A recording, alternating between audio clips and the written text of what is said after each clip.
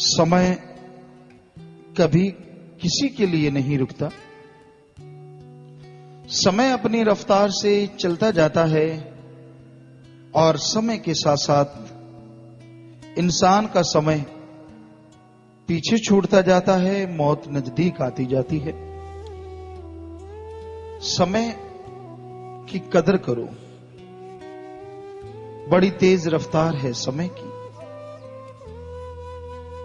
जो लोग समय की कदर किया करते हैं, समय हमेशा उनका साथ देता है। जो समय की कदर नहीं करते, अपने मन की रफ्तार के आगे घुटने टेक देते हैं, तो समय उनके लिए कष्ट मुश्किलें खड़ी कर देता है। मन में आपके क्या चलता है, विचार आपके क्या चल रहे हैं, उससे क्या लेना देना।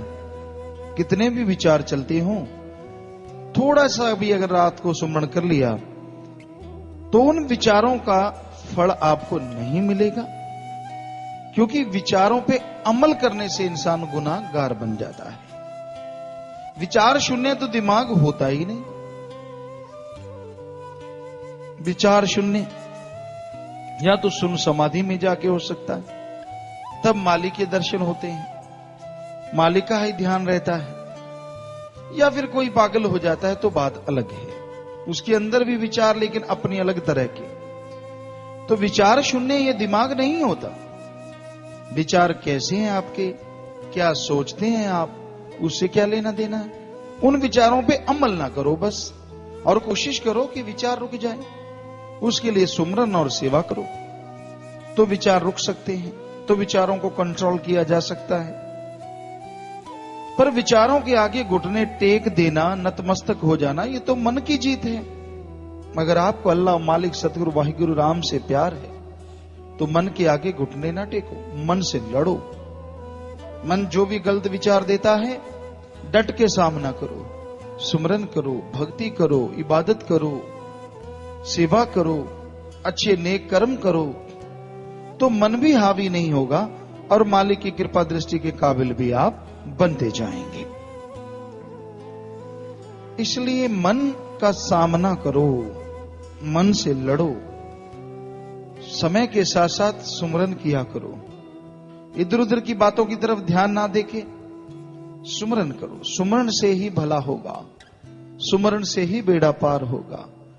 मन और मनमती लोगों की सोहबत से जितना बचा जाए उतना ही फायदा है। जो लोग मन और मनमती लोगों की सोहबत में रहते हैं, उनका बचना मुश्किल हो जाता है, क्योंकि मन भरमाता है और मनमते लोग ऊपर से तरह तरह के क्यों, किंतु, परंतु सवालात खड़े रखते हैं। उनका तो काम ही होता है कि बस गिरे हुए को और गिराना।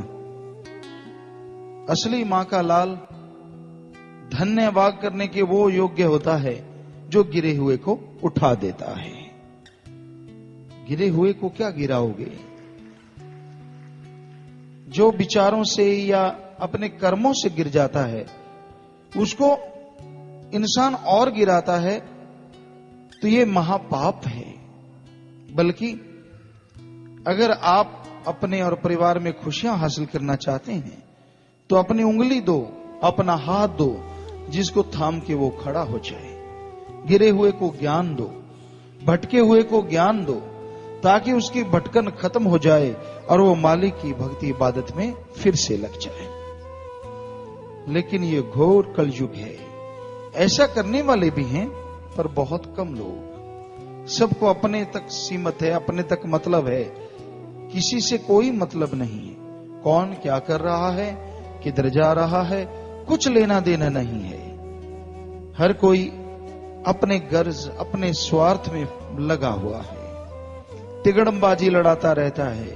अपना उल्लू सीधा करने के लिए तरह तरह की तरकीबें सोचता है, योजनाएं बनाता है। ऐसे नहीं ऐसे करेंगे, ऐसे नहीं वैसे करेंगे, इत्यादि इत्यादि। तो मन कभी भी किसी को सुख चैन नहीं लेने देता जब तक सुमन नहीं करते। मन क्या कहता है उस तरफ ध्यान ना दो, अमल ना करो। बस जो गलत विचार आए उनके अनुसार चलो ना। तो बच गए पाप से, गुनाह से। सुमन करते रहो, भक्ति करते रहो। तो समय जा रहा है। इंसान को जब बचपन होता है, फिर जवानी आती है, फिर अधेड़ अवस्था, तो ज्यादा मन चिल्लाता है। वैसे तो हर उम्र में, जवानी के जोश में विषय विकार, काम वासना इत्यादि इत्यादि, लेकिन जैसे अधेड़ अवस्था में प्रवेश करता है, मन और जवान हो जाता है। दुनियादारी के ख्याल, पैसे के ख्याल, विषय विकार के ख्याल, बूढ़ा हो जाएगा, फला हो जाएगा, ये हो जाएगा, इत्यादि इत्यादि। क्योंकि अधेड़ अवस्था एक ऐसी अवस्था है जिसमें इंसान को लगता है कि उसका तजुर्बा काफी हो गया है। मन कहता है अब तो तजुर्बेकार हो गया है, अब तू पाप कर, अब तू गुनाह कर, तू ये कर, तू वो कर, तू फला कर। पर भाग्यशाली वो हैं जो बचपन से लेकर बुढ़ापे तक मालिक के प्यार, मोहब्बत, सेवा सिमरन में लगे रहते हैं। उन जैसा जीवन कोई दूसरा नहीं। तो इसलिए मन की ना मानो, ये लारे लगा के नरक ले जाए, बुरा होगा हाल बुरा कर देता है जीव का। तो क्यों पापी पाप कमाए, क्यों विषयों में उम्र गवाए, जब निकलेंगे प्राण कोई पूछेगा नान, तेरी निकलेगी जान कली कली रे। उस समय कोई साथ नहीं देगा। आज जो चमचा चट, कौली चट, यार दोस्त मित्र तुझे जो नजर आते हैं ना, तरह तरह की बातें करते हैं, तेरा साथ देने की हामी भरते हैं, जब प्राण निकलने लगे, मालिक से प्यार है वो तो आन खड़ा होगा और गोद में बिठा के ले जाएगा। वरना आपकी आत्मा को अकेले ही कष्ट उठाने पड़ेंगे, दुख उठाने पड़ेंगे। तूने यूं ही लुटा दी जवानी, तूने कुछ भी ना सोचा प्राणी, जब आएगा बुढ़ापा कुछ सूझेगा ना आपा, तेरे सिर पे मौत खड़ी पली पली। जवानी, विषय विकार, जवानी में ऐसी नादानी होती है, आदमी को लगता है अगर वो काम वासना नहीं करेगा, विषय विकार नहीं करेगा, तो जीवन यूं ही बर्बाद कर लिया। मिला क्या, आने का क्या फायदा लिया तूने, इस दुनिया में आया भी और विषय विकारों में घुला मिला भी नहीं, तो क्या फायदा हुआ जिंदगी का। बस यहीं तक सोच, यहीं तक सीमित हो जाता है इंसान। अगर सुमन करे तो सोच बदले, सुमन ना करे तो यही। और फिर थोड़ी अधेड़ अवस्था में पैसा, ठगी, बेईमानी, भ्रष्टाचार, तरह तरह के विचार जीव के अंदर आते रहते हैं, गुमराह करते रहते हैं, और वो तड़फता रहता है, व्याकुल रहता है। तो अपने मन को जरा समझा ले, कुछ अपना आप बना ले। मन से लड़ भाई, कुछ ऐसा अपना बना जो तेरे साथ जाए। और वो क्या है, कर सतगुरु से प्यार, तेरा हो जाए बेड़ा पार, क्यों फिरता आवारा गली गली रे। अपने मालिक से, मौला दाता रहबर से सच्चा प्यार कर, गली गली।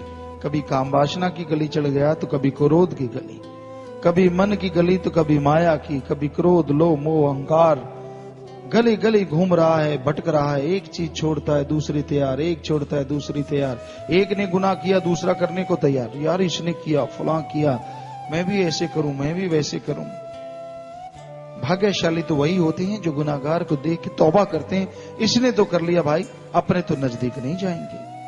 पर जो मन के लोभी लालची होते हैं, उनका मन उन्हें उल्टी तरफ लेके जाता है। सो भाई मन से लड़ो, समय की कदर करो, सुमन करो, तो मालिक की रहमत जरूर बरसती है।